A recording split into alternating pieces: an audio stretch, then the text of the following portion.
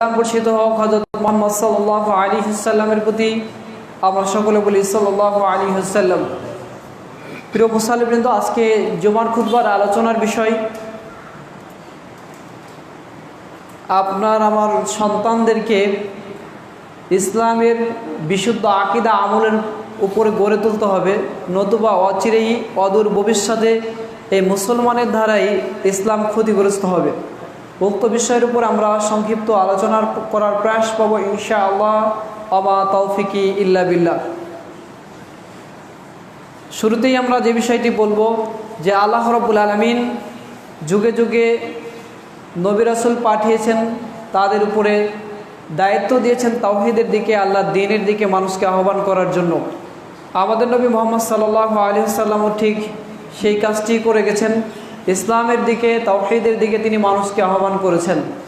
আর তারই ধারাবাহিকতায় সেই সময়কার যুগে একদল আদর্শ মানুষ তৈরি হয়েছিল, যাদের মাধ্যমে ইসলামের দাওয়াত সর্বত্র প্রসার ঘটেছিল আলহামদুলিল্লাহ।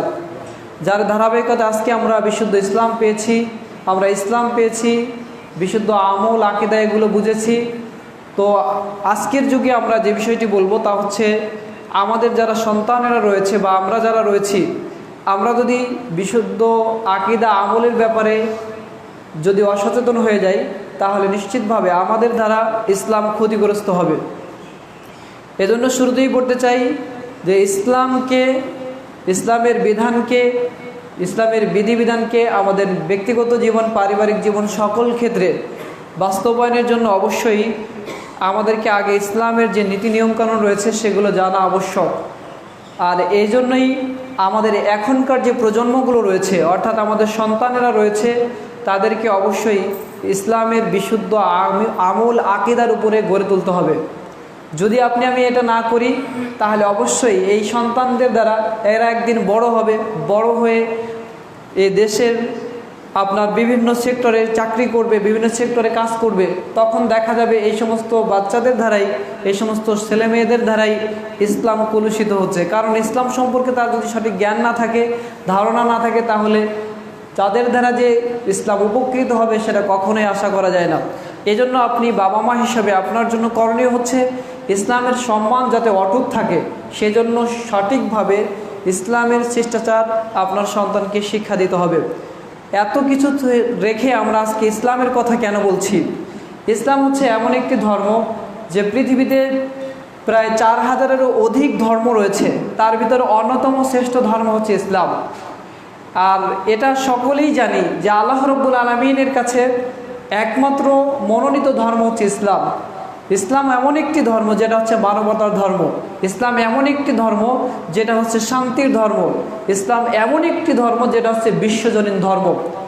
এই ইসলাম আল্লাহ রাব্বুল আলামিনের কাছে একমাত্র গ্রহণযোগ্য, এছাড়া অন্য কোনো ধর্ম আল্লাহ রাব্বুল আলামিনের কাছে গ্রহণযোগ্য নয়।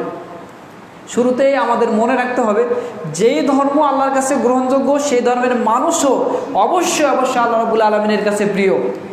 একটা হাদিস আপনারা অনেক দিন শুনে রেখেছেন, আজকেও শোনাই সেটা, যেটা রাসূল সাল্লাল্লাহু আলাইহি ওয়াসাল্লাম বলেছেন যে আল্লাহ রাব্বুল আলামিনের কাছে এই দুনিয়া যদি একটা মাছির ডানার সম পরিমাণ হতো, তাহলে কোনো কাফির মুশরিককে আল্লাহ রাব্বুল আলামিন এক ঢোক পানিও খেতে দিতেন না। অর্থাৎ ইসলামের অনুসারীরা আছে বলেই দুনিয়া টিকে আছে, ইসলামের অনুসারীরা আছে বলেই আজকে দুনিয়াটা সুন্দরভাবে চলছে।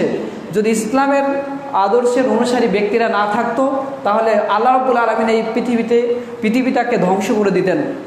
সুতরাং আমরা বলতে চাইব যে অবশ্যই আল্লাহ রাব্বুল আলামিনের কাছে যে ধর্ম গ্রহণযোগ্য সেই ধর্মের অনুসারী পৃথিবীর সকল মানুষকেই হতে হবে, চাই ইহুদি হোক, খ্রিস্টান হোক, অন্যান্য গैर মুসলিম হোক, সকল শ্রেণীর মানুষকে একমাত্র ইসলামের কাছেই ফিরে আসতে হবে, যদি না সে ব্যক্তি নাজাত পেতে চায়। নাজাত পেতে চাইলে অবশ্যই পৃথিবীর সকল মানুষকে ইসলামের আদর্শের দিকে ফিরে আসতে হবে। ইসলামকে গ্রহণ করে ইসলামের নীতি নিয়ম কানুন এগুলো নিজের জীবনে অ্যাপ্লাই করার মাধ্যমে ওই ব্যক্তি আপনার ইহকালীন জীবন এবং পরকালীন জীবনে সম্মানিত হতে পারবে। কিন্তু এর ব্যতিক্রম যদি কিছু করা হয়, তাহলে অবশ্যই ওই ব্যক্তি ক্ষতিগ্রস্ত হয়ে যাবে। আমরা এগুলোর সামনে বলার চেষ্টা করবো ইনশাআল্লাহ। আল্লাহ রাব্বুল আলামিনের কাছে একমাত্র গ্রহণযোগ্য ধর্ম ইসলাম, সেটা আমরা বিভিন্ন দিন শুনেছি, আজকেও বলি, যেটা আল্লাহ তাআলা সূরা আল ইমরানের 19 নম্বর আয়াতে বলছেন, ইন্নাদ দীনা ইনদাল্লাহিল ইসলাম, নিশ্চয়ই আল্লাহ রাব্বুল আলামিনের কাছে একমাত্র মনোনীত ধর্ম হচ্ছে, গ্রহণযোগ্য ধর্ম হচ্ছে ইসলাম। অর্থাৎ ইসলাম ব্যতীত আর কোনো ধর্ম আল্লাহ রাব্বুল আলামিনের কাছে গ্রহণযোগ্যতা পাবে না। খ্রিস্টান ধর্মের লোক অনেক থাকুক না কেন, ইহুদি ধর্মের লোক অনেক বেশি পরিমাণ থাকুক না কেন, এগুলোর ব্যক্তিদেরকে এগুলো ধর্ম আল্লাহ রাব্বুল আলামিন গ্রহণ করবেন না একমাত্র ইসলাম ব্যতীত। সুতরাং আমরা এখানে বুঝতে পারি যে আল্লাহ রাব্বুল আলামিন যেটাকে মনোনীত করেছেন পৃথিবীর সকল মানুষকে সেই মনোনীত ধর্মকেই বেছে নিতে হবে, সেই ধর্মের অনুসারী হতে হবে, তাহলেই নাজাত রয়েছে, নতুবা কখনোই আমরা নাজাত পাবো না। সম্মানিত উপস্থিতি, শুধু তাই নয়, আল্লাহ রাব্বুল আলামিন সূরা মায়েদার ৩ নম্বর আয়াতে বলেছেন, আল ইয়াউমা আকমালতু লাকুম দীনাকুম ওয়া আতমামতু আলাইকুম নি'মাতি ওয়া রাদিতু লাকুম ইসলাম দীনা। আল্লাহ রাব্বুল আলামিন বলছেন যে আজকে আমি তোমাদের জন্য তোমাদের দিনকে পরিপূর্ণ করে দিলাম, আমার যে নিয়ামত সেটা তোমাদের জন্য নির্ধারণ করে দিলাম, এবং দ্বীন ইসলামকে তোমাদের জন্য আমি পছন্দ করলাম। সুবহানাল্লাহি ওয়া বিহামদিহি। এই আয়াত থেকেও যেটা আমাদের চোখের সামনে প্রতিবাদ হয়ে ওঠে যে আল্লাহ রাব্বুল আলামিন আমাদের জন্য মনোনীত করেছেন, বিশ্ববাসীর জন্য মনোনীত করেছেন ইসলাম ধর্মকে। সুতরাং ইসলাম ধর্ম অনুসরণ করার মাধ্যমে, ইসলাম ধর্ম গ্রহণ করার মাধ্যমে, ইসলামের উপরে চলার মাধ্যমে একজন মানুষের সম্মান মর্যাদা অবশ্যই বৃদ্ধি পাবে। কারণ গোটা পৃথিবী পরিচালনা করছেন আল্লাহ, গোটা পৃথিবীর মানুষকে রুজি রুটি দিয়ে লালন পালন করছেন আল্লাহ, আর গোটা পৃথিবী এবং যা কিছু দিয়ে লালন পালন করছেন তার স্রষ্টা হচ্ছে মহান আল্লাহ সুবহানাহু ওয়া তাআলা। তার ধর্মের অনুসরণ করার কারণে অবশ্যই আল্লাহ রাব্বুল আলামিন সেই মানুষের সম্মান মর্যাদা বৃদ্ধি করে দিবেন ইহকালীন জীবনে এবং পরকালীন জীবনে। এছাড়া আমরা যদি বলতে চাই যে কেন আল্লাহ অন্য ধর্ম গ্রহণযোগ্য হবে না, এই জন্যই যে হবে না তা আল্লাহ রাব্বুল আলামিন বিভিন্ন আয়াতের মাধ্যমে বলে দিয়েছেন। আল্লাহ তাআলা সূরা আল ইমরানের 85 নম্বর আয়াতে বলছেন, ওয়ামাই ইয়াবতাগি গায়রাল ইসলামি দীনান ফালা ইউকবালা মিনহু ওয়া হুয়া ফিল আখিরাতি মিনাল খাসিরিন। আল্লাহ তাআলা বলছেন যে আল্লাহর ইসলাম ব্যতীত বা ইসলাম ব্যতীত কোনো ব্যক্তি অন্য কোনো মতদর্শ, অন্য কোনো ধর্ম যদি তালাশ করে তাহলে সেটা আল্লাহ রাব্বুল আলামিন গ্রহণ করবেন না, ওই ব্যক্তি পরকালে ক্ষতিগ্রস্ত হবে। আল্লাহ তাআলা এখানে স্পষ্ট করে বলে দিচ্ছেন যে ইসলাম ব্যতীত অন্য কোনো ধর্ম, দেখা যাচ্ছে আপনাদেরকে শুরুতেই বলেছিলাম যে সারা বিশ্বে যে 4000-এরও বেশি ধর্ম রয়েছে, এই 4000 ধর্মের অনুসরণ করে, ধরেন 4000 ধর্ম আমরা ধরে নিলাম, তো 4000 ধর্মের অনুসারী ভিতরে একটা ধর্ম শুধুমাত্র আল্লাহর কাছে গ্রহণযোগ্য, সেটা হচ্ছে ইসলাম। আর বাকি যে 3999টা ধর্ম রয়েছে সবগুলোই হচ্ছে বাতিল, এগুলো কোনোটাই আল্লাহ রাব্বুল আলামিন গ্রহণ করবেন না। তা আল্লাহ রাব্বুল আলামিন স্পষ্ট করে এখানে বলে দিচ্ছেন যে ইসলাম ব্যতীত অন্য কোনো ধর্ম যদি কেউ তালাশ করে তাহলে আল্লাহ রাব্বুল আলামিন সেটা গ্রহণ করবেন না। আর ওই ব্যক্তির ব্যাপারে স্পষ্ট করে আল্লাহ জানিয়ে দিচ্ছেন ওই ব্যক্তি পরকালে অবশ্যই ক্ষতিগ্রস্তদের অন্তর্ভুক্ত হয়ে যাবে। তাহলে দেখেন যে আমরা যারা দুনিয়াতে এখন বর্তমান রয়েছি, প্রেজেন্ট রয়েছে, আমাদের প্রত্যেক মানুষের উচিত হচ্ছে ওই ইসলামের কাছেই ফিরে আসা। আমরা যদি বাঁচতে চাই ক্ষতির হাত থেকে, তাহলে আল্লাহ রাব্বুল আলামিন আমাদেরকে বলে দিচ্ছেন এই আয়াতের মাধ্যমে তোমাদেরকে ইসলামই গ্রহণ করতে হবে, ইসলামের শিষ্টাচারের উপর তোমার জীবনকে পরিচালিত করতে হবে। সম্মানিত ভ্রাতৃমণ্ডলী, তাহলে এখানে আমরা একাধিক আয়াত এবং হাদিস থেকে যে বিষয়টি আপনাদের সম্মুখে তুলে ধরার প্রয়াস পাচ্ছি তা হচ্ছে এই যে আমাদের প্রত্যেকটা মানুষকে ইসলামের অনুসারী হতে হবে, ইসলাম ধর্ম যাতে করে আমাদের দ্বারা কলুষিত না হয় সে ব্যাপারে প্রত্যেকটা মানুষকে সচেতন এবং সাবধান থাকতে হবে।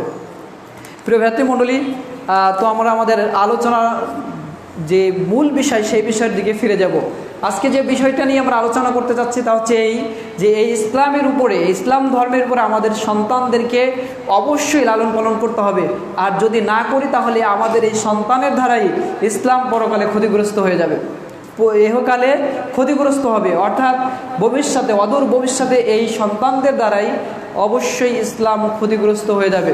এই জন্য আমরা যারা বাবা মা রয়েছি, যারা আমরা গার্জিয়ান রয়েছি তাদেরকে আমাদের উচিত হচ্ছে যে এই সন্তানদেরকে আমাদের এই সুন্দর যে ইসলামের নীতি, কালচার, শিষ্টাচার যেগুলো রয়েছে সেইগুলো আমাদের সন্তানদেরকে শিক্ষা দেওয়া। তো আমরা আজকে সেই ধারাবাহিকতা উল্লেখ করতে 1 নম্বর পয়েন্টে বলবো যে বাবা মার উচিত হচ্ছে সন্তানকে ইসলামের নৈতিক শিক্ষার উপরে গড়ে তোলা। আর এক্ষেত্রে অবশ্যই মনে রাখতে হবে, যদি বাবা মা কেউ যদি এখানে গাফেলাতি করে, তাদের কোনো প্রকার কেয়ারের আপনার অনুপস্থিতিতে যদি একটা সন্তান পথভ্রষ্টের দিকে চলে যায়, ইসলাম সম্পর্কে গাফেল থাকে, তাহলে নিশ্চিতভাবে এই বাবা মা কাল কিয়ামতের মাঠে অবশ্যই আল্লাহ রাব্বুল আলামিনের কাছে জবাবদিহিতার শিকার হবেন।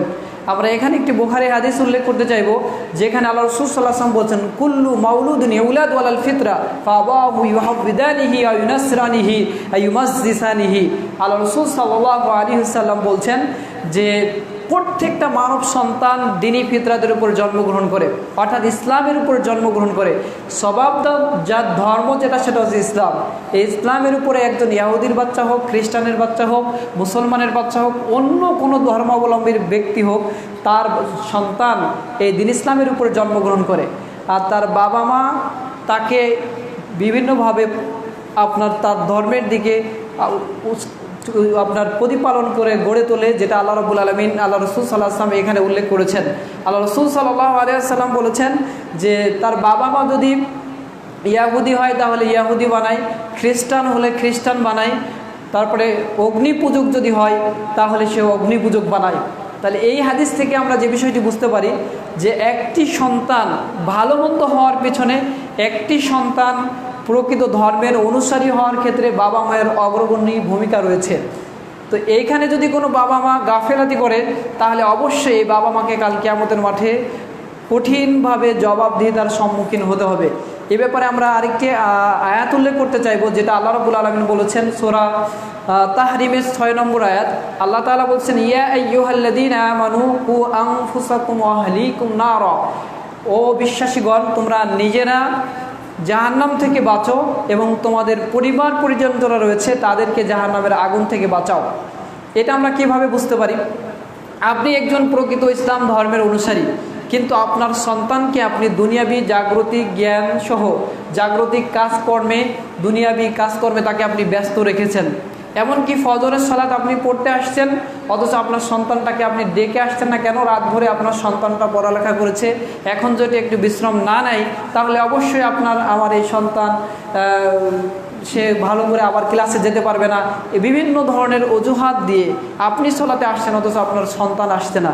আপনি ইসলামের অন্য অন্য দিক নির্দেশনা আপনি মেনে চলছেন, কিন্তু আপনার সন্তানকে আপনি এই ব্যাপারে কোনো প্রকার কেয়ার করছেন না। তো এই যে আপনার অবহেলা অথবা আপনার ঢিলামি, এই সমস্ত কারণে যে আপনি ক্ষতিগ্রস্ত হবেন, সেটা আপনাকে এই আয়াত চোখে আঙুলি দিয়ে দেখিয়ে দিচ্ছে। আল্লাহ তাআলা বলছেন যে তুমি নিজে জাহান্নামের আগুন থেকে বাঁচো, তোমার পরিবার পরিজন যারা রয়েছে তাদেরকেও জাহান্নামের আগুন থেকে বাঁচাও। অর্থাৎ আপনি যেমন, আপনার বাপদাদা যেমন ইসলাম ধর্মের অনুসারী ছিল, অনুরূপভাবে আপনার সন্তান যারা রয়েছে, আপনার প্রজন্ম যারা আগামীতে আসতেছে, এই সমস্ত প্রজন্মকেও অবশ্যই ইসলামের নীতির উপরে গড়ে তুলতে হবে। তাহলে অবশ্যই আপনি জাহান্নাম থেকে বাঁচবেন এবং আপনার পরিবার পরিজনও বেঁচে যাবে।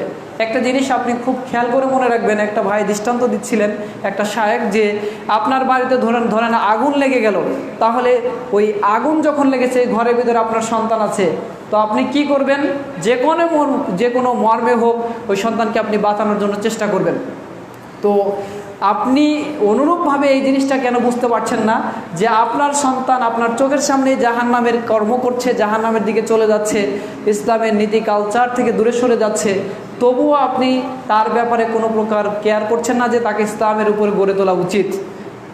তো জাহান্নামের দুনিয়াবি আগুন থেকে আপনি আপনার সন্তানকে বাঁচানোর জন্য চেষ্টা করছেন, অথচ জাহান্নামের আগুন থেকে বাঁচানোর জন্য আপনি চেষ্টা করছেন না। এটা একজন আদর্শবান বাবা হিসাবে, মা হিসাবে কখনোই এটা কাম্য নয়। সুতরাং আমরা বলবো, আল্লাহ তাআলা বলেছেন নিজেদেরকে যেমন জাহান্নাম থেকে বাঁচানোর জন্য চেষ্টা করতে হবে, অনুরূপভাবে নিজের পরিবার পরিজন যারা রয়েছে, সন্তান যারা রয়েছে, ছেলে মেয়ে যারা রয়েছে, তাদেরকেও জাহান্নামের আগুন থেকে বাঁচানোর জন্য প্রাণপণে চেষ্টা করতে হবে। এবার রাসূলুল্লাহ সাল্লাল্লাহু আলাইহি সাল্লাম বলেছেন, আবু দাউদের 494 নম্বর হাদিস, মুরু আওলাদুকুম বিসসালাহ, তোমাদের সন্তানদের বয়স যখন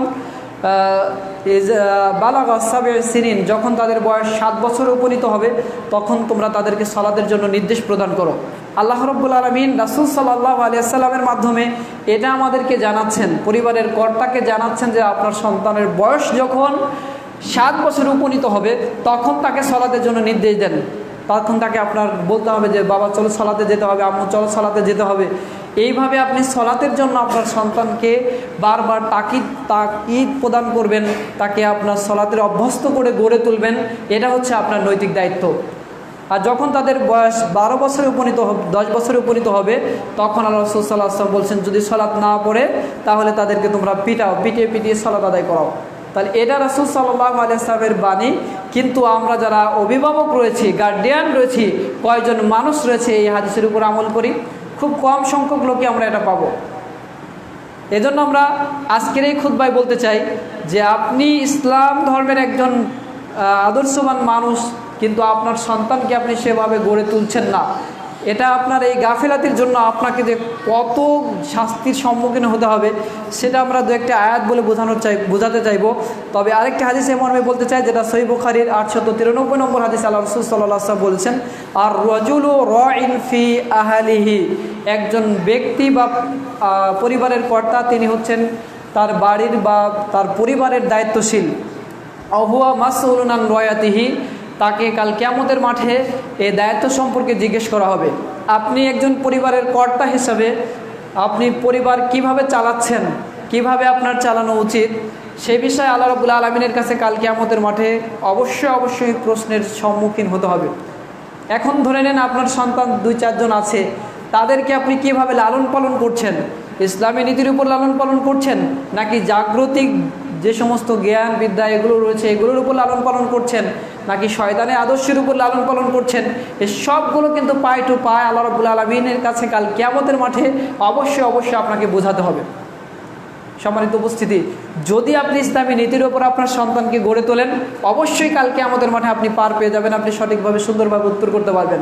আর কিন্তু যদি আপনি আপনার সন্তানকে ইসলামের আদর্শের উপর না গড়ে শয়তানি আদর্শের উপরে গড়ে তোলেন, জাগতিক জ্ঞান জাগতিক বিষয়ের উপরে লালন পালন করেন, এগুলোকে প্রাধান্য দিয়ে, অর্থাৎ দুনিয়াবি লেখাপড়া কাজকর্ম এগুলোর উপর প্রাধান্য দিয়ে লালন পালন করেন, তাহলে তো ধর্মকর্ম কিছুই বুঝবে না। এর জন্য অবশ্যই আপনি হচ্ছেন বড় দায়ী। এজন্য রাসূল সাল্লাল্লাহু আলাইহি সাল্লাম আগেভাগেই সতর্ক করেছেন, একজন পরিবারের কর্তাকে অবশ্যই বুঝতে হবে যে কাল কিয়ামতের মাঠে তাকে এই বিষয়ে আল্লাহ রাব্বুল আলামিন জিজ্ঞেস করবেন। অনুরূপভাবে একজন নারী সম্পর্কে বলা হচ্ছে, একজন মা সম্পর্কে বলা হচ্ছে যে ওয়া ইমরাতুন রায়াতুন ফি বাইতি জাওজিহা, একজন নারী তার স্বামীর ঘরের দায়িত্বশীল, ওয়া ওয়ালাদিহি, এবং তার সন্তানের দায়িত্বশীল। কাল কিয়ামতের মাঠে একজন নারীকে, একজন মাকে তার সন্তান কীভাবে লালন পালন করা হয়েছে এ বিষয়ে জিজ্ঞাসা করবেন আল্লাহ রাব্বুল আলামিন। তো একজন মা হিসাবে আপনার জন্য করণীয় হচ্ছে অবশ্যই আপনার সন্তানকে যাতে করে ইসলামী দিনের উপরে, ইসলামী শিষ্টাচার কালচারের উপরে আপনার সন্তানটা গড়ে ওঠে, এর জন্য অবশ্যই একজন মাকে অগ্রগণী ভূমিকা পালন করতে হবে। কারণ অধিকাংশ সময় আমাদের ছোট বাচ্চারা আমাদের মাদের কাছেই থাকে, আর মা যদি তার সন্তানকে সঠিকভাবে ইসলামী নীতি কালচার এগুলো শিক্ষা দেয়, তাহলে অবশ্যই এই সন্তানটাও তার মায়ের কাছ থেকে হাতে খড়ি হবে ইসলামের জ্ঞানের শিক্ষার মাধ্যমে। অতএব আমরা যারা এখানে উপস্থিত আছেন সকলকে আমরা বলতে চাইব যে ইসলামী শিক্ষা যেমন বাবা ভূমিকা পালন করবে, তিনি অনুরূপভাবে একজন মাও তার সন্তানকে ইসলামিক জ্ঞান শিক্ষা দেওয়ার ক্ষেত্রে অগ্রগণী ভূমিকা পালন করবে। আর এই জ্ঞানের ক্ষেত্রে যদি আমরা ঢিলামি করি বা অলসতা করি, তাহলে কাল কিয়ামতের মাঠে অবশ্যই আমরা ক্ষতিগ্রস্ত হয়ে যাব। যেমনটা আমরা একটা আয়াত উল্লেখ করতে চাইবো, যেটা সূরা হামিম সাজদার 25 নম্বর আয়াত আল্লাহ রাব্বুল আলামিন বলছেন, আল্লাহ তাআলা বলছেন, ওয়াকালাল্লাযীনা কাফারু রাব্বানা আরিনাল্লাযাইনি আযাল্লানা মিনাল জিন্নি ওয়াল ইনস, সেদিন অবিশ্বাসীরা কাফিরেরা বলবে যে আল্লাহ তাদেরকে দেখিয়ে দিন যারা মানুষ এবং জিনদের মধ্য থেকে আমাদেরকে পথভ্রষ্ট করেছে, আমাদেরকে গুমরাহি করেছে, আমরা তাদেরকে আমাদের পায়ের তলে পৃষ্ঠ করে পদধূলিত করব, যাতে করে তারা অধম নিকৃষ্টদের অন্তর্ভুক্ত হয়। আর একটু আপনি ভালো করে চিন্তা করার বারবার চেষ্টা করুন যে আল্লাহ রাব্বুল আলামিন কি বলছেন। যেদিন অবিশ্বাসীদেরকে আল্লাহ রাব্বুল আলামিন অবিশ্বাসীদেরকে আহ্বান শুনবেন, এবং তখন ওই অবিশ্বাসীরা বলবে যে আল্লাহ দুনিয়াতে যারা আমাদেরকে পথভ্রষ্ট করেছিল মানুষ এবং জিনদের মধ্য থেকে, তাদেরকে আমাদের সামনে নিয়ে আসো, তাদেরকে আমরা শাস্তি দিব। কি শাস্তি? পায়ের তলায় পিষ্ঠ করব, পা দিয়ে একেবারে আমরা ধান যেমন মাড়াই করি অনুরূপভাবে তাকে পিষ্ঠ করব, আর যাতে করে ওই ব্যক্তিটা অধমদের অন্তর্ভুক্ত হতে পারে, নিকৃষ্ট ব্যক্তিদের অন্তর্ভুক্ত হতে পারে। এখান থেকে দলিল গ্রহণ করার চেষ্টা করেছে আলেম ওলামা যে আপনি মানুষ হিসাবে আপনার অধীনস্থ যারা রয়েছে তাদেরকে যদি আপনি সঠিক গাইডলাইনের মাধ্যমে পরিচালিত না করেন, তাহলে অবশ্যই আপনাকেও এরকম শাস্তির সম্মুখীন হতে হবে। একটা জিনিস আপনি ভালো করে মনে রাখার চেষ্টা করুন যে পরিবারের কর্তা হিসাবে আপনার উপরে কত বড় দায়িত্ব রয়েছে, যে পরিবারের সদস্যদেরকে অবশ্যই গোমরাহের পথে ঠেলে না দিয়ে, পথভ্রষ্টতার পথে ঠেলে না দিয়ে ইসলামী যে নীতি নিয়ম কানুন রয়েছে সেইগুলোর উপরে আপনি যদি লালন পালন করেন, তাহলে এহকালীন জীবনে যেমন আপনার মর্যাদা বাড়বে, অনুরূপভাবে কাল কিয়ামতের মাঠে জান্নাতেও অবশ্যই আপনার মর্যাদা বাড়বে, যেটা আল্লাহ রাসূল সাল্লাল্লাহু আলাইহি ওয়াসাল্লাম বিভিন্ন হাদিসের মাধ্যমে উল্লেখ করেছেন। সুতরাং এখানে আমরা দায়িত্বহীন কণ্ঠে প্রত্যেকটা মুসাল্লিকে জানাতে চাই যে অবশ্যই আপনারা দায়িত্বর ক্ষেত্রে, আপনার সন্তান লালন পালনের ক্ষেত্রে, ইসলামী নীতির উপর গড়ার ক্ষেত্রে আপনার যদি কোনো প্রকার ত্রুটি থাকে, কোনো প্রকার অবহেলা থাকে, তাহলে কাল কিয়ামতের মাঠে আপনার বাঁচার কোনো সুযোগ নেই। সুতরাং আপনি যদি কাল কিয়ামতের মাঠে বাঁচার চেষ্টা করেন, বাঁচার আশা রাখেন, তাহলে আপনার জন্য করণীয় হচ্ছে আপনার সন্তানকে ইসলামী নীতির উপরে, ইসলামী কালচারের উপরে গড়ে তোলা। আমরা আরেকটি পয়েন্টের সম্পর্কে বলবো, সেটা হচ্ছে যে প্রত্যেকটা মানব শিশু দ্বীনি ফিতরাতের উপরে জন্মগ্রহণ করে। তো এই ব্যাপারে রাসূলুল্লাহ সাল্লাল্লাহু আলাইহি ওয়াসাল্লাম যে সমস্ত বাণীগুলো উল্লেখ করেছেন সেগুলো আমরা উল্লেখ করতে চাইব। তো রাসূলুল্লাহ সাল্লাল্লাহু আলাইহি ওয়াসাল্লাম যেটা বলেছেন যে প্রত্যেকটা মানব শিশু দ্বীনি ফিতরাতের উপর জন্মগ্রহণ করে, তার পরিবার, তার সমাজ, তার রাষ্ট্র তাকে ভিন্ন পথে ঘুরিয়ে দেয়। এখন আমরা যে বিষয়টা বলবো তা হচ্ছে এই যে একটা সন্তান ধরেন জন্মগ্রহণ করেছে, জন্মগ্রহণ করার সাথে সাথেই সে দিন নিয়ে জন্মগ্রহণ করেছে, ইসলামের উপর জন্মগ্রহণ করেছে। এখন তার বাবা, তার মা তাকে লালন পালন করছে। তো যখন বড় হচ্ছে তাহলে একটা সমাজের সাথে মিশছে, আর একটু বড় হয়ে রাষ্ট্রের সাথে মিশে যাচ্ছে। এইভাবে একটা সন্তান কিন্তু লালন পালন হচ্ছে। তো সর্বপ্রথম যাদের কাছে লালন পালন হচ্ছে তারা হচ্ছে বাবা মা। তো বাবা মা যদি সন্তানকে আল্লাহ রাব্বুল আলামিন যে উদ্দেশ্যে দুনিয়াতে পাঠিয়েছেন সেই উদ্দেশ্যেও আপনার অন্যদিকে ঘুরিয়ে দেয়, অর্থাৎ আপনারা সবাই জানেন যে আল্লাহ তাআলা আমাদেরকে এই পৃথিবীতে কেন পাঠিয়েছেন, তার ইবাদত করার জন্য। ওমা খালাকতুল জিন্না ওয়াল ইনসা ইল্লা লিয়াবুদুন, আল্লাহ তাআলা আমাদেরকে সৃষ্টি করেছেন আমরা যেন তার ইবাদত করি। তা আপনার সন্তানকে আল্লাহ রাব্বুল আলামিন এই দুনিয়াতে যখন পাঠিয়েছেন, তখন আপনার সন্তানের কাছ থেকে যেটা আল্লাহ পেতে চান সেটা হচ্ছে যে সেই সন্তান যেন আল্লাহ রাব্বুল আলামিনের ইবাদত করে। কিন্তু আপনি যদি আপনার এই সন্তানকে লালন পালন করতে গিয়ে আল্লাহ রাব্বুল আলামিন যে স্রষ্টা আছেন তার যে ইবাদত করতে হবে, দৈনিক 5 ওয়াক্ত যে মুয়াজ্জিন আযান দিচ্ছে সলাতের জন্য আসো, কিন্তু আপনার সন্তান কোনো কানে যায় তবু কিন্তু সে সলাতের দিকে আসে না। আর তো কেন আসে না, এর জন্য কারণ হচ্ছে, দায়ী হচ্ছেন আপনি। কারণ আপনি আপনার সন্তানকে ওইভাবে মানে গড়ে তোলেন নাই বা তালকিন দেন নাই যে আপনার যখন আযান দিবে মুয়াজ্জিন সাহেব তখন সকল কাজ ফেলে রেখে তোমাকে সলাতের জন্য যেতে হবে, তোমার পড়ালেখা বন্ধ করে দিয়ে সলাতের জন্য যেতে হবে। এইভাবে আপনি যদি গড়ে তুলতেন তাহলে ওই সন্তান অবশ্যই সঠিক সময়ে সলাতের জন্য উপস্থিত হতো। তাহলে আমরা এখানে যে বিষয়টি বলতে চাচ্ছি যে আল্লাহ রাব্বুল আলামিন যেই ফিতরাতের উপরে, যেই নীতির উপরে আপনার সন্তানকে তৈরি করেছেন, সৃষ্টি করেছেন, সেই উদ্দেশ্যটাকে আপনি ব্যাহত করে দিচ্ছেন। আপনার জন্য জরুরি ছিল ওই সন্তানটাকে যে উদ্দেশ্যে আল্লাহ রাব্বুল আলামিন সৃষ্টি করেছেন ওই উদ্দেশ্যের উপরে আপনার লালন পালন করা। আপনি আজকে সেটা ভুলে গিয়ে আপনার কাজের যাতে করে সহযোগী হয় সেজন্য আপনি সেভাবে তাকে কাজের প্রশিক্ষণ দিচ্ছেন, অন্যান্য দুনিয়াবী শিক্ষা সেগুলো আপনি শেখানোর জন্য প্রাণপণের চেষ্টা করছেন। কিন্তু আল্লাহ রাব্বুল আলামিন যেই নীতির উপরে সৃষ্টি করলেন, যে দিনের উপরে সৃষ্টি করলেন, সেই দিন যাতে করে বুঝে সেই উপরে আমল করতে পারে, এ ব্যাপারে আপনার কোনো কর্ণপাত নাই। এটা বড়ই দুঃখজনক বিষয়। আল্লাহ রাব্বুল আলামিন অনুগ্রহ করে আপনাকে একটা সন্তান দিল, আর এই সন্তানের কাছ থেকে আল্লাহ রাব্বুল আলামিন ইবাদত পেতে চায়, কিন্তু আপনি সেই ইবাদত করতে দেন না। অনেক বাবা মা রয়েছেন এমন যে বাবা তোমার এখন সিয়াম রাখতে হবে না, কেন? এখনও তোমার বয়স হয়নি, তুমি আরও বড় হও, বুড়ো হও, দাড়ি পাকতে শুরু করুক, চুল পাকতে শুরু করুক, তখন তুমি ইবাদত বন্দেগী করবে।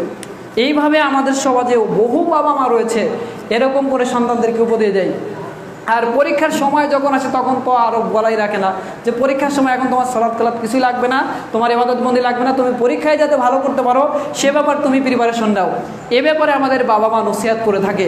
তাহলে এখানে বাবা মা একটা সন্তানকে আল্লাহ রাব্বুল আলামিন যে ফিতরাতের উপর সৃষ্টি করেছেন সেই ফিতরাত যাতে করে সে বড় হয়ে বাস্তবায়ন করে, সে ব্যাপারে কিন্তু আমাদের অধিকাংশ অভিভাবকের কোনো প্রকার কর্ণপাত নাই, কোনো প্রকার কেয়ার নেই। যদি সেটা এর উপরে আমাদেরকে জোরালো ভূমিকা রাখার দরকার ছিল, আমাদেরকে অবশ্যই আজকে খুতবার মাধ্যমে আমরা বলতে চাইব যে উদ্দেশ্যে আল্লাহ রাব্বুল আলামিন আপনার ঘরে একটা সন্তান দিলেন, সেই সন্তানটাকে দ্বীনি ফিতরাতের উপরে আল্লাহ জন্মগ্রহণ করিয়েছেন, ওকে ওই দ্বীনি ফিতরাতের উপরে আপনি লালন পালন করার জন্য অবশ্যই প্রাণপণে চেষ্টা করবেন। মাথার ঘাম পায়ে ফেলে আপনি পরিশ্রম করে সেটা দিয়ে বাজারঘাট করে চাল কিনে আপনার সন্তানকে খাওয়াচ্ছেন, এটা যেমন জরুরি, তার চাইতে বড় জরুরি হচ্ছে আপনার সন্তানকে দ্বীনের উপরে, ইসলামের উপরে, ইসলামী নীতি কালচারের উপরে গড়ে তোলা, এটা আপনার তার চাইতে বড় দায়িত্ব।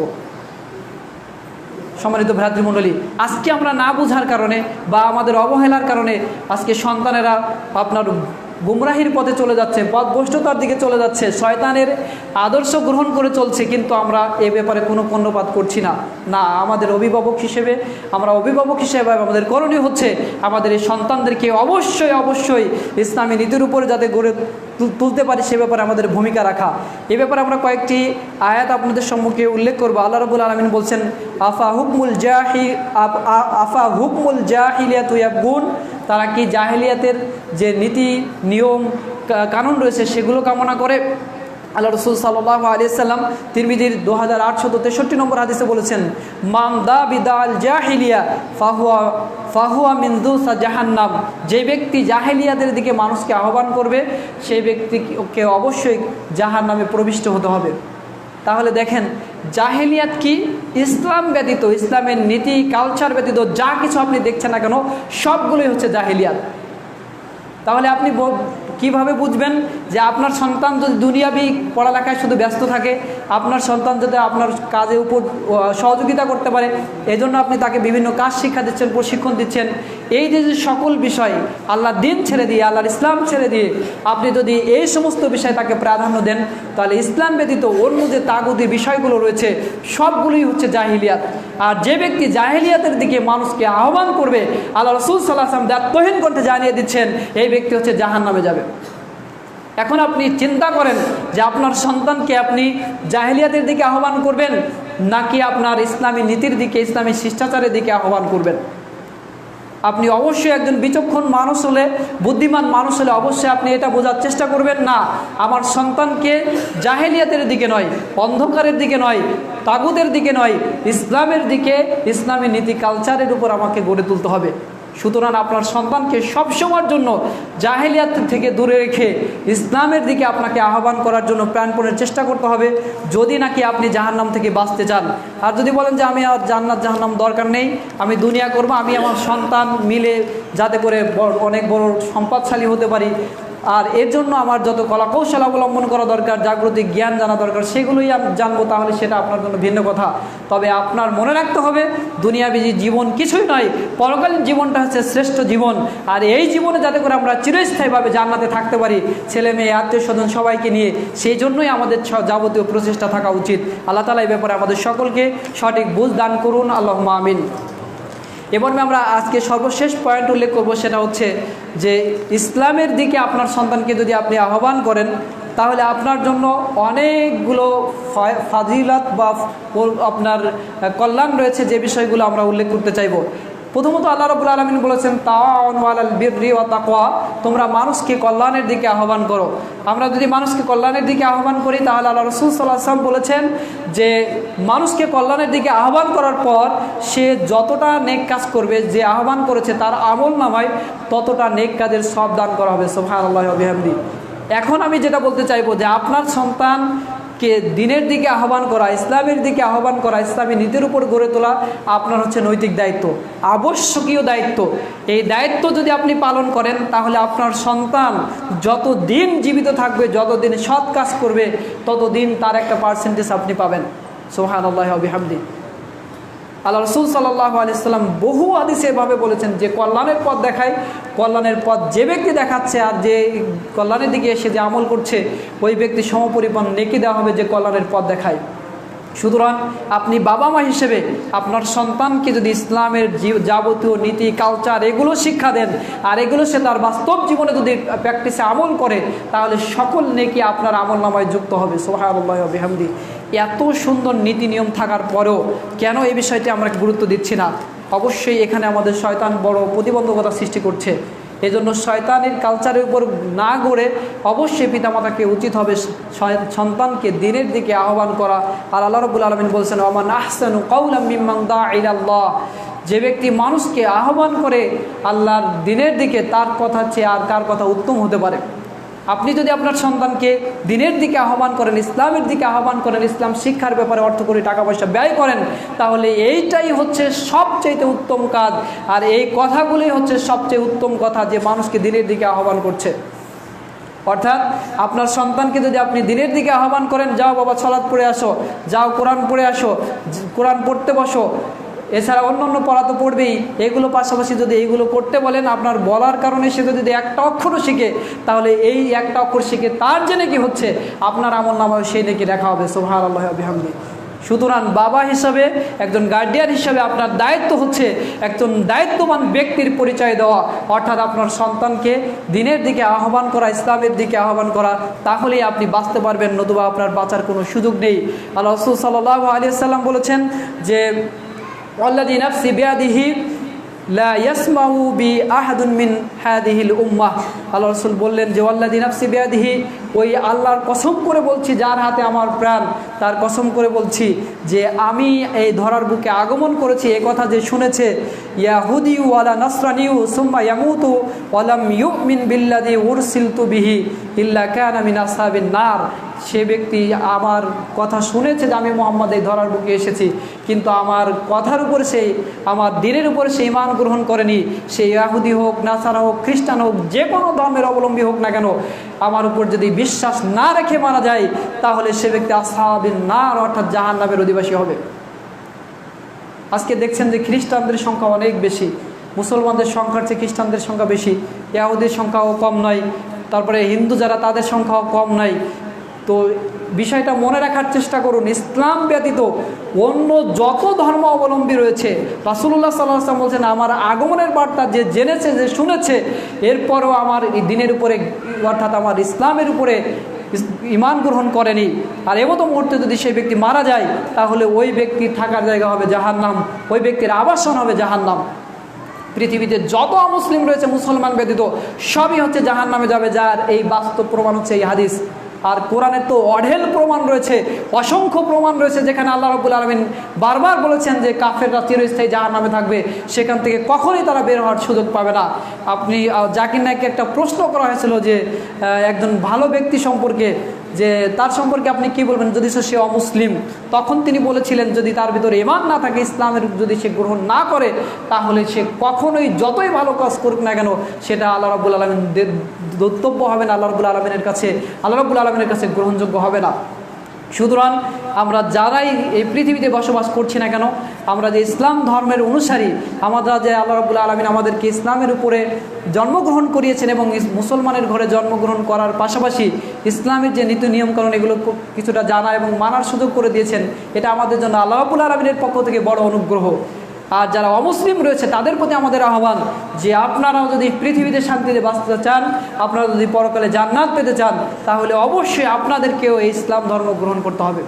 ইসলাম ধর্ম গ্রহণ করা ব্যতীত কেউ বাঁচতে পারবে না, ইসলামের উপরে টিকে থাকা ব্যতীত কোনো মুসলিমও বাঁচতে পারবে না। এজন্য মুসলমানদেরকেও মনে রাখতে হবে, খালি মুসলমান ঘরে জন্ম নিয়েছি বলেই যে আমরা একজন মুসলিম, বিষয়টা যেন এমন না হয়। ইসলামের যে নীতি নিয়ম কানুন আদর্শ রয়েছে, সেগুলো আমাদের বাস্তব জীবনে অবশ্যই অনুসরণ করতে হবে। এগুলো করার মধ্য দিয়েই আমরা যে ইসলামের উপরে টিকে আছি সেটা প্রমাণ পাবে, আর এই প্রমাণ পাওয়ার মধ্য দিয়েই একজন মানুষ জান্নাতবাসীর অন্তর্ভুক্ত হবে ইনশাআল্লাহ। সুতরাং আমরা এই শেষের এই হাদিসটা বলে যেটা বোঝাতে চাচ্ছি তা হচ্ছে এই যে রাসূলুল্লাহ সাল্লাল্লাহু আলাইহি ওয়াসাল্লাম বলেছেন যে ইসলাম ধর্ম আল্লাহ রাসূল সাল্লাল্লাহু আলাইহি ওয়াসাল্লাম ছেড়ে গেছেন, এটার উপরে কেউ যদি ঈমান গ্রহণ না করে মারা যায়, সেই ব্যক্তি জাহান্নামে যাবে। সুতরাং পৃথিবীর যারা মুসলিম আমরা রয়েছি, রাষ্ট্র থেকে নিয়ে একেবারে আপামর, একেবারে আপনার গ্রাম পর্যন্ত সকল মানুষকে হচ্ছে উচিত হচ্ছে ইসলামের নীতি নিয়ম আদর্শ এগুলো ফলো করা, এগুলো সম্মান করা, এগুলোকে সমুন্নত করা। তাহলে অবশ্যই আল্লাহ রাব্বুল আলামিন তার সম্মান মর্যাদা বাড়িয়ে দিবেন। কিন্তু যদি আজকে আমরা ইসলাম নিয়ে কটাক্ষ করি, ইসলামের নীতি নিয়ম কানুন নিয়ে যদি আমরা ব্যঙ্গ করি, তাহলে অবশ্যই মুসলমান হওয়ার পরও টুপি মাথায় দেওয়ার সত্ত্বেও, 5 ওয়াক্ত সালাত আদায় করার সত্ত্বেও নাজাতের পথ পাওয়া যাবে না। সুতরাং আমাদের উচিত হবে ইসলামের নীতি নিয়ম কানুন এগুলো গ্রহণ করা। সর্বশেষ আমরা এই মর্মে একটি আয়াত বলে শেষ করব, যেটা আল্লাহ রাব্বুল আলামিন সূরা বনী ইসরাঈলের 72 নম্বর আয়াতে বলেছেন, ওমান কানা ফি হাদিহিল আ'মা ফাহুয়া ফিল আখিরাতি আ'মা ওয়া দাল্লু সাবিলা। আল্লাহ রাব্বুল আলামিন বলছেন, যে ব্যক্তি এই দুনিয়াতে অন্ধ থাকবে, অর্থাৎ ইসলামের জ্ঞান এগুলো থেকে দূরে থাকবে, কাল কিয়ামতের মাঠেও সেই ব্যক্তি অন্ধ হয়ে উঠবে। ওয়া দাল্লু সাবিলা, আর এই ব্যক্তি হচ্ছে সবচেয়ে বেশি পরিমাণ পথভ্রষ্ট। এই কথা থেকে আপনি কি বুঝতে পারছেন? দুনিয়া করছেন করেন, কিন্তু ইসলামী নিয়ম নীতি কালচার থেকে যদি আপনি দূরে থাকেন, তাহলে আপনি হচ্ছেন একজন অন্ধ ব্যক্তি, যেটা আল্লাহ রাব্বুল আলামিন বলছেন। অথচ আপনার দুটো চক্ষু আছে, আপনি দুনিয়া করছেন চোখ দিয়ে দেখে দেখে, কিন্তু আল্লাহ রাব্বুল আলামিন বলছেন যদি ইসলামের জ্ঞান, ইসলামের নীতি কালচার, বিধিবিধান, হালাল হারামের বিধান এগুলো যদি আপনার জানা না থাকে, তাহলে আপনি দুনিয়াতে যেমন অন্ধ, কাল কিয়ামতের মাঠে আল্লাহ রাব্বুল আলামিন আপনাকে সরাসরি অন্ধ করে তুলবেন। আজকে চক্ষু থাকার সত্ত্বেও আপনাকে অন্ধ বলা হচ্ছে, কাল কিয়ামতের মাঠে আপনাকে চক্ষু বন্ধ করে দেওয়া হবে, আপনি কিছুই দেখতে পারবেন না সেদিনের কথা কি আপনি কখনো ভেবেছেন? তাহলে আজকে যে দুটো চোখ আল্লাহ দিয়েছেন, যে কান আল্লাহ দিয়েছেন, সেই চোখ কান সঠিকভাবে প্রয়োগ করার মাধ্যমে আপনি ইসলামের নীতি কালচার এগুলো বোঝার চেষ্টা করুন।